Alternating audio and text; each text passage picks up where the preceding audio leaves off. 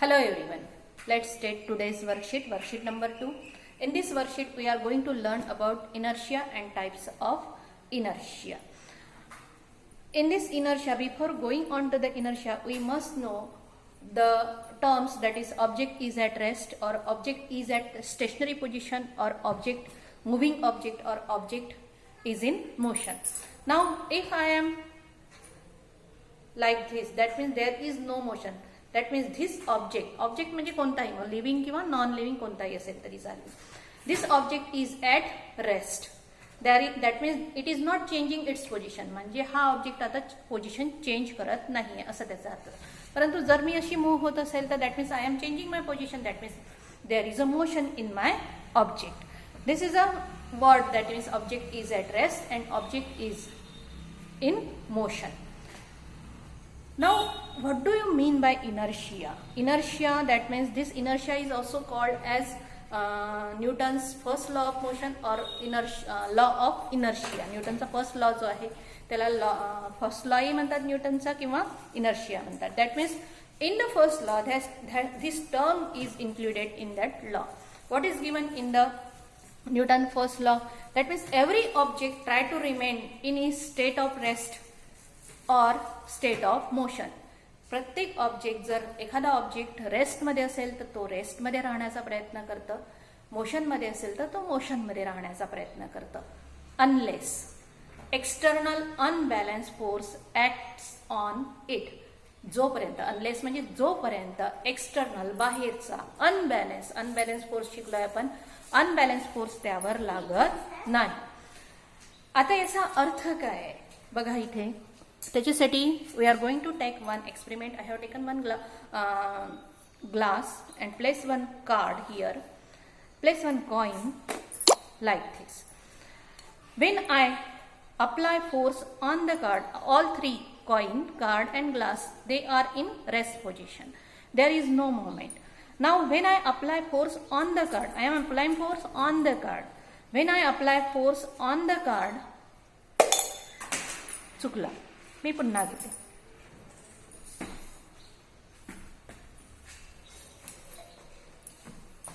Again, I am applying force here.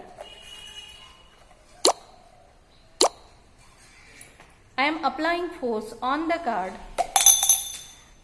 Because of the force on the card, that card moves in the forward direction. उडालेलं तुम्हाला दिसलं असेल. And this coin is dropped here. This coin, हा बघा coin याच्यामध्ये drop झाला. मग आता हे का बरं झालं असेल? When I place this card, coin on the glass, all three are at rest position. When I apply force, that means this card gets motion. या कार्डला काय होतं? मोशन मिळाली. परंतु कॉइनला मिळाली का? नाही. कॉइन काय म्हणतं? नाही, मी रेस्टमध्ये होतो तर मी रेस्टमध्येच राहणार आहे असं कॉइन म्हणालं. त्याच्यामुळे कॉइन काय झालं? कॉइन रेस्टमध्ये राहतं, कार्डला मोशन मिळाली म्हणून कार्ड समोर गेलं. कॉइनला कोणताही सपोर्ट राहिला नाही, त्याच्यामुळे ते काय झालं? खाली पडलं. म्हणजे ही काय झाली? त्याची रेस्टमध्ये होतं तर मी रेस्टमध्येच राहील. आता मी मोशनमध्ये असेल तर, मोशनचं उदाहरण घेऊ. मी मोशनमध्ये असेल तर मग मी मोशनमध्येच राहील. पंखा सुरू आहे, चांगल्या 5च्या स्पीडनी पंखा सुरू आहे. आणि तुम्ही जर पटकन स्विच ऑफ केला, बंद केला पंखा, तर काय होतो? पटकन बंद होतो का? नाही, तो पंखा तरी सुद्धा सुरूच राहतो.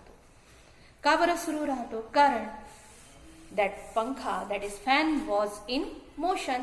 आफ्टर रिमूव्हिंग फोर्स म्हणजे कोणता फोर्स होता? त्यावर इलेक्ट्रिक फोर्स होता. तो फोर्स काढल्यानंतरही पंखा, मी मोशनमध्ये होतो तर मी मोशनमध्येच राहील. मग तो मोशनमध्ये सतत फिरत राहतो का? आपण पंखा बंद केल्यानंतर ही पंखा फिरतच राहतो का? हो ना, फिरत राहायला पाहिजे ना. न्यूटननी म्हटलंय ना, आपल्याला शिकवलं न्यूटननी की नाही, तो जर मोशनमध्ये असेल तर मोशनमध्येच राहायला पाहिजे. फोर्स काढल्यानंतर तो मोशनमध्येच राहायला पाहिजे. परंतु तो राहतो का पूर्ण वेळ? नाही. मग कोण त्याला अपोज करतं? कोणीतरी त्याला अपोज करत असेल. मग कोण अपोज करतं? तर आजूबाजूची एअर त्याला अपोज करते. आणि कोणता फोर्स लावतो त्यावर? Friction force. अरे बापा, पंखा कशाला फिरतोय तो? असं जर झालं असतं की पंखा बंद केल्यानंतर फिरत राहिला असता, तर मग आपण काय केलं असतं? घरचे पंखे काय केले असते? एकदा फुल स्पीडवर सुरू करून दिले असते, स्विच ऑफ करून दिला असता आणि पंखा फिरत राहिला असता. कारण न्यूटननी म्हटलेलं आहे. मग फिरत राहिला असता, त्याच्यामुळे आपली इलेक्ट्रिकही वाचली असती आणि पंख्याचा वाराही आपल्याला लागला असता. परंतु तिथे कोण आहे? Friction force. सायकल चालवता तुम्ही, सायकलला पायडल मारता म्हणजे तुम्ही मस्क्युलर फोर्स लावता पायडलद्वारे सायकलला, आणि टायर जे असतात ते वेगाने फिरतात. आता वेगाने फिरतात, टायर आणि जमिनीमध्ये कॉन्टॅक्ट असतो, त्याच्यामुळे तिथे काय असतो, फ्रिक्शन फोर्स अवेलेबल असतो. जेव्हा तुम्ही पायडल मारता तर फ्रिक्शन फोर्सला तुम्ही अवेअर करून त्याला हे करून त्याला त्याच्या अपोज करून तुम्ही त्याला सायकलला समोर नेता. आता जसं तुम्ही पायडलिंग बंद करता त्याच्यानंतर ही पायडलिंग बंद केल्याबरोबर सायकल थांबते का? नाही थांबत. मग अशा वेळी सायकल मग हळूहळू समोर जाऊन थांबते. का बरं थांबते? ती तर मोशनमध्ये होती, तर मी थांबायला नको ना, न्यूटननी म्हटलंय ना. परंतु ती थांबते म्हणजे कोणीतरी आहे तिथे, फ्रिक्शन फोर्स आहे.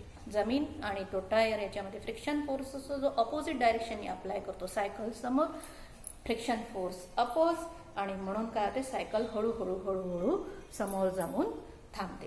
तर ही उदाहरणं आपण डिस्टिंग्विश करायला पाहिजे. म्हणजे कोणतं उदाहरण इनर्शिया ऑफ रेस्ट आहे, कोणतं इनर्शिया ऑफ मोशनचं आहे, आणि कोणतं इनर्शिया ऑफ डायरेक्शनचं आहे. त्याच्यासाठी एक चांगलं उदाहरण तुम्हाला मी देते, आणि त्याच्यासाठी मला उर्वीची मदत लागेल. ही आहे उर्वी. या उर्वीची मी मदत घेते. आपण आता बसमध्ये बसणार आहोत. बस. आता ही उर्वी बसमध्ये बसलेली आहे आणि मी ड्रायव्हर आहे बसचा. आता मी बसमध्ये बसलेली आहे, बस स्टॉपवर बस उभी आहे. ही पॅसेंजर आहे, हे पॅसेंजरचं डोकं आहे आणि पाय आहेत का इथे खाली, तुम्हाला दिसत नसले तरी तिला पाय आहेत. आता बघा, बस स्टॉपवर थांबलेली आहे. That means bus, Urvi that is passenger, and at the same time driver, all three are in rest position. सर्व कोण आहे? रेस्ट पोझिशनला आहे. सडनली वेन बस जशी सडनली स्टार्ट होते तसं काय होतं की बसच्या चाकांना मोशन मिळते. आता या पॅसेंजरचे पाय बसच्या कॉन्टॅक्टमध्ये आहे, खालचा जो पत्रा असतो बसचा त्या कॉन्टॅक्टमध्ये असतो. When driver start the bus suddenly, जसं सडनली स्टार्ट करेल तर मला सांगा, उर्वी समोर पडेल का उर्वी अशी मागे पडेल? कशी पडेल उर्वी? सांगा बरं. सांग उर्वी, कुठे पडशील? मागच्या साईडला. उर्वीला मागचा एक लेसन घेतला त्याच्यामुळे उर्वीनी बरोबर उत्तर दिलेलं आहे. जशी सडनली बस सुरू होईल आहे, उर्वी कोणत्या साईडला, उर्वीचं डोकं जाईल? मागच्या साईडला जाईल. म्हणजे समजा एखाद्या वेळी, आता बघा याच्यामध्ये काय झालं, हे कोणत्या पोझिशनला होतं? सर्वजण आपण रेस्ट पोझिशनला होतो. When bus suddenly start, it gets motion, that means चाकांना गती मिळाली, चाकांना मोशन मिळाली, आणि आपला कॉन्टॅक्ट कोणासोबत आहे? पायांना मोशन मिळाली. परंतु डोकं काय म्हणतं? नाही, मी मोशनमध्ये नाहीये, मी रेस्टमध्येच राहील. त्याच्यामुळे मी रेस्टमध्ये राहील असं जर डोकं म्हणत असेल, मी नाही येणार मोशनमध्ये, मी रेस्टमध्ये राहील, तर जर हे डोकं असं राहील आणि हे पाय जर असे समोर ओढले तर साहजिकच उर्वी कशी पडेल? अशी. म्हणजे हे उदाहरण कशाचं झालं? Inertia of rest. मग आता इनर्शिया ऑफ मोशनमध्ये घ्यायचं आहे. आता बस सुरू आहे, बसमध्ये उर्वी बसलेली आहे, मी ड्रायव्हर आहे, बस मोशनमध्ये आहे, ड्रायव्हर मोशनमध्ये आहे, पॅसेंजर मोशनमध्ये आहे, पॅसेंजरचे पाय मोशनमध्ये आहे, पॅसेंजरचं डोकं मोशनमध्ये आहे, सर्वजण, आणि दात सुद्धा मोशनमध्ये आहेत. सर्वजण मोशनमध्ये आहे. आता समोर जर एखादं काही वाहन आलं तर ड्रायव्हर काय करेल? ब्रेक दाबेल. ब्रेक दाबल्याबरोबर उर्वीचं डोकं समोर पडेल, असं उर्वी पाडून मिळेल. असं समोर जाईल का असं जाईल? कसं जाईल उर्वी? पुन्हा मागेच जाईल, दोन्ही वेळा मागेच. कसं जाईल? ब्रेक दाबला ना. आता कुठे जाईल डोकं? समोर जाईल. आता उर्वीचं डोकं कसं जाईल? असं समोर. म्हणजे हा अनुभव तुम्ही घेतलेला आहे. काय होतं की कचकन ब्रेक दाबला, तुम्ही टू व्हीलरवर जरी बसले असेल तर समोर जो ड्रायव्हिंग करणारा असेल त्याच्या अंगावर जाऊन आदळतं. अशा म्हणजे वी गेट फॉरवर्ड जर्क. तुम्हाला असा फॉरवर्ड जर्क मिळतो. मग हे कशामुळे होत असेल? If bus is in motion, that means wheels are in motion, the legs of this passenger which are in contact with the bus, they are in motion. हे पाय सुद्धा कॉन्टॅक्टमध्ये आहे, ते सुद्धा मोशनमध्ये आहे. पॅसेंजर मोशनमध्ये आहे, पॅसेंजरचं डोकं मोशनमध्ये आहे, चाकं मोशनमध्ये, सर्वजण मोशनमध्ये. आणि जसं स्टॉप ब्रेक दाबला तर सर्वात आधी काय थांबेल? चाक. ब्रेक सडनली जर when apply brake, suddenly brakes are applied, the wheels stops suddenly. म्हणजे व्हील्स कोणत्या पोझिशनला आल्या? रेस्ट पोझिशनला आले. व्हील्स जर रेस्ट पोझिशनला आले तर या पॅसेंजरचे पाय काय होतील, रेस्ट पोझिशनला येतील. परंतु डोकं काय म्हणेल, नाही मी मोशनमध्ये आहे तर मी समोर जाईन. म्हणून कोणत्या साईडला जाईल डोकं, समोरच्या साईडला. आणि आपल्याला कोणता म्हणजे आपण कसं करू, असं तोंडाच्या भारावर. तिसरा inertia of direction. Inertia of direction मध्ये काय येतं की जसं एखाद्या टर्निंगवर आता आपण असं असं जात आहे, सरळ सरळ सरळ सरळ जात आहे तर मोशनमध्ये आहे. समजा एखादी बस अशी टर्न झाली तर हा पॅसेंजर बस ज्या दिशेने टर्न होते त्या दिशेने वाकेल की दुसऱ्या दिशेने, अपोजिट डायरेक्शन. म्हणजे समजा माझी बस अशी टर्न झाली तर हे डोकं कसं होईल, या हिचं असं असं वागतं. हे टर्निंगवर याचा अनुभव घ्यायचा. टू व्हीलरवरही याचा अनुभव येतो. तर याला म्हणतात इनर्शिया ऑफ डायरेक्शन. म्हणजे डायरेक्शन इकडे चालली आहे, सर्वजण इकडे असे चाललेले आहे, परंतु हा कसा जात होता, समोर समोर जात होता.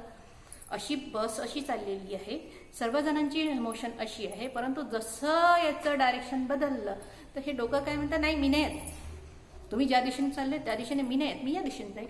म्हणून बस आपला तोल कसा जातो, हा असा जातो. बस इकडे जात असेल तर अपोजिट डायरेक्शननी आपण झुकतो. जा जा.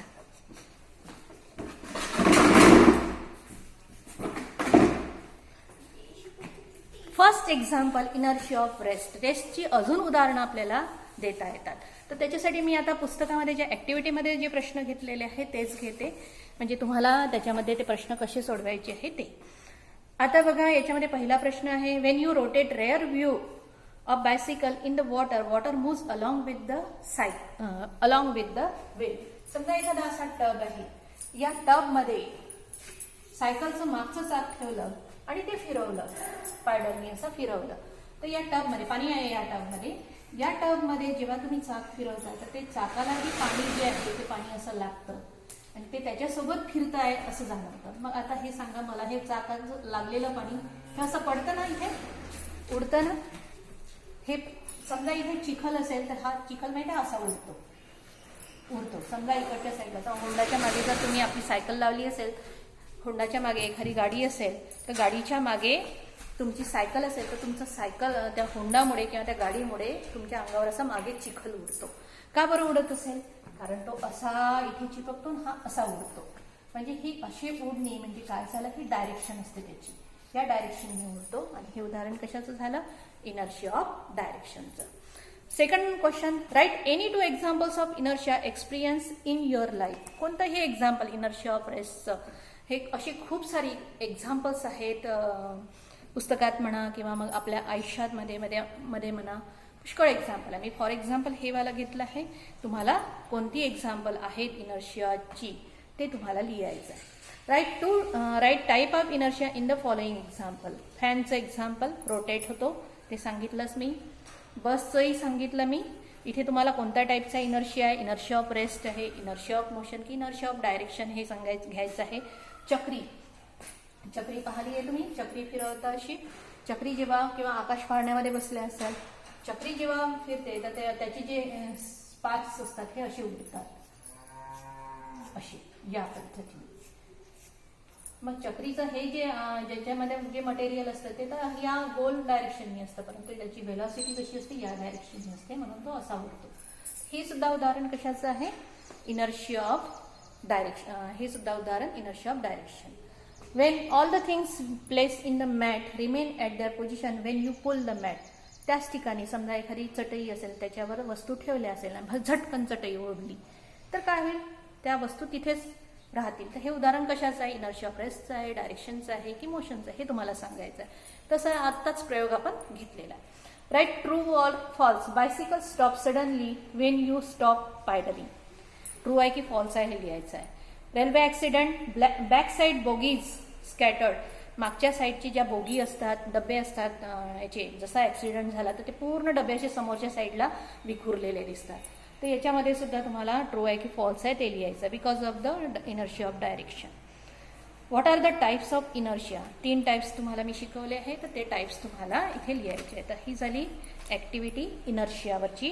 तुम्हाला ते प्रश्न वहीमध्ये लिहायचे आहे. तुम्हाला अजूनही काही मुली मला प्रश्न विचारून चालले आहे म्हणजे कशा पद्धतीने लिहायचं, तर 100 पेजेसच्या वहीवर हे पूर्ण लिहायचं आहे. सायन्स 1 साठी वेगळं करायचं, सायन्स 2 साठी वेगळं करायचं, कारण ते आम्हाला चेक करायचं आहे. आणि हे ही वाली प्रश्न लिहायचा आणि त्याच्यासमोर त्याचं आन्सर लिहायचं. इथे मी स्टॉप करते.